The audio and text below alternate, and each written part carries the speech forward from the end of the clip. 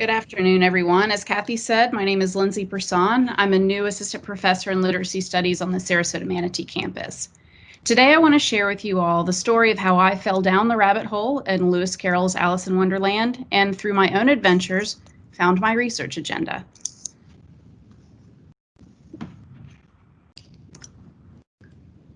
As a former elementary teacher and school librarian, I saw firsthand how the stories we share with children serve as a frame for how they see stories in the world.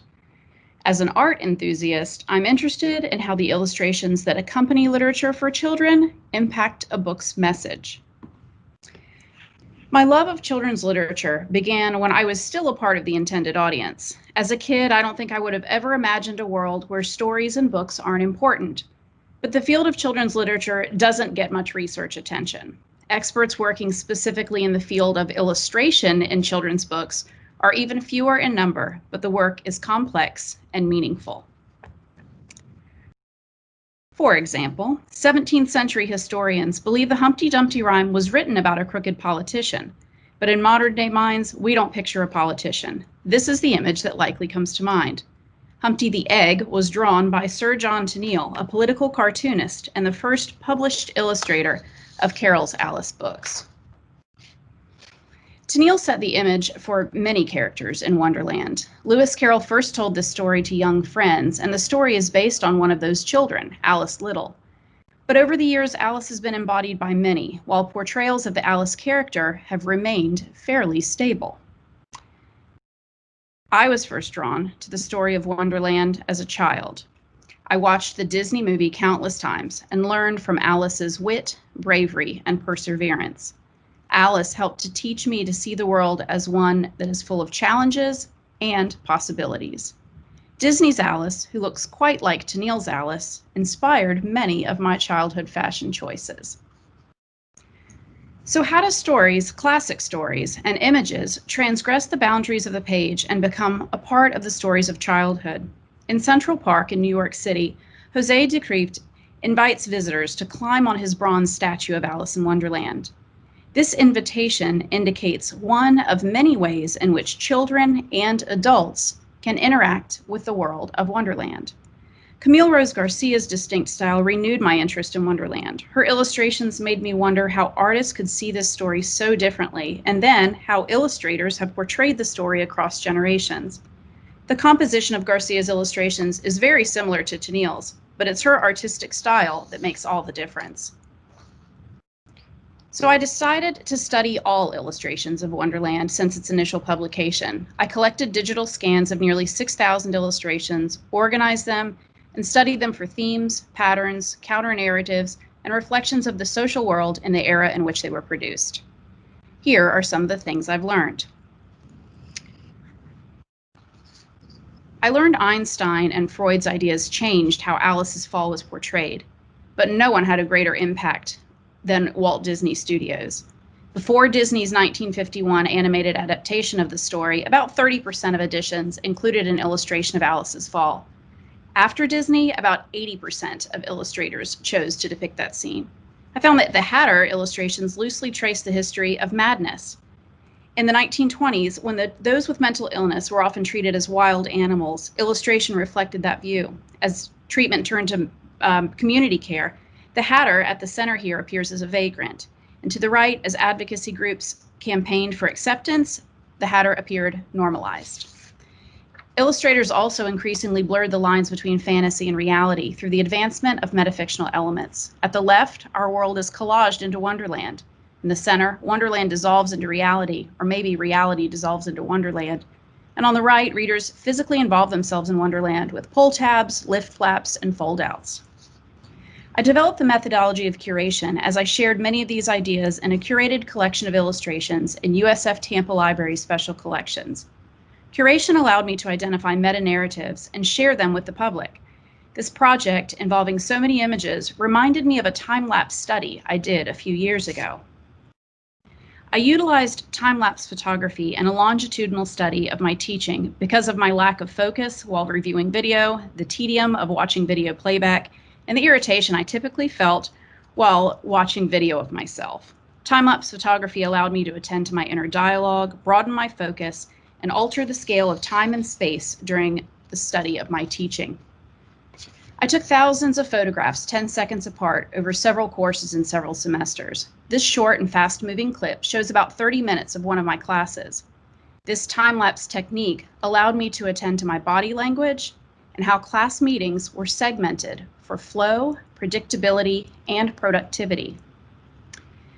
The study of phenomena using time-lapse photography has implications for other projects as well, to study long-range happenings as well as ephemeral and elusive big ideas. Time-lapse provides a way to share samples of longitudinal data with a broad audience. Time-lapse makes evident the meta-narratives of the subject it captures. Compressing time for the sake of learning about big ideas led me to reflect on my interest in oral histories and my personal enjoyment of podcasts. My most recent meta-narrative project is the development of a podcast series for teachers. Most of the meaningful, useful, and interesting stories of education research don't make it into the lives of teachers and students. Limited time. Oops. Oh, sorry, Kathy, you have the slide that I switched two of them, but that's okay. We're going to press on. My podcast is called Classroom Caffeine, Research to Energize Your Teaching Practice. I invite senior career education researchers to sit down with me and tell teachers what they want them to know about their research. This podcast will launch before Thanksgiving and will be available anywhere you get podcasts. Limited time resources, complex and costly access, and often missing translation from research to practice are just a few of the reasons why research doesn't inform teaching in nearly enough instances. And I aim to help change that. So as you can see, my life has been built around hearing and sharing stories. My work involves identifying meta-narratives and sharing them through creative arts-based approaches. It's my hope that one day, in addition to the impact we have on our good colleagues in research, more of the work we do as researchers will have an impact on the communities we aim to affect. Thank you. Sorry about the technical difficulties there, because I did make a couple of changes last night. That last thing there would have been another time-lapse video of me sharing a story with my class. Thank you for getting that together for me, Kathy. Well, the cool thing is, even though, as you said, you know, the slides were switched around, you ran with it. No one would have known if you hadn't said anything. So, well done, Lindsay, with the technical issues. Great job, and really interesting research that you're involved in with the illustrations of Alice in Wonderland and so forth. And the picture of you when you were a little girl looked just like the picture there of Allison. So that was really cool. All right, let me stop and open it up for questions from our group. So some of you, again, might have former hands up. I don't know for sure. I see Sharon, I see Deborah, and I see Oscar. So if it's a new hand and a question for Lindsay, please go ahead. I'm going to defer to Deborah because she had her hand up first, then my hand is new. Okay, thank you. And Deborah, do you have a question for Lindsay, or was yours? I had forgotten to put my hand down, so go ahead, Sherry. Okay. So, Lindsay, I was fascinated by your presentation. Deb and I do so much work together regarding visual literacy, so that rings my bell big time. I just am amazed at your ability to analyze the thousands of images that you did. How did you go about that task? So specifically for the study of illustrations, the image that flashed up on the screen was an organizing chart that I used in order to more or less create kind of a topographical map of how scenes appeared in illustration. And then I actually had a parallel document that was full of text where I devised an analysis worksheet, basically, around themes from illustration, principles of visual literacy, and then also some ideas around how I could connect different parts of the story over time. So I copied and pasted that worksheet for every illustration that I analyzed. And in fact, first I looked at all of the illustrations for chapter 1 across the last 150 years, and then I moved to chapter 2. And then after I finished through the entire book in that way, I started again, call me crazy, in reverse chronological order, looking by illustrator at that point. So that all of the things that the themes and the ideas I noticed as I was moving forward through time and across the different, what you might think of as episodes of that story in each chapter, I then traced them back, sort of artist by artist, and it putting the stories together was definitely one of the more challenging and interesting parts of that project.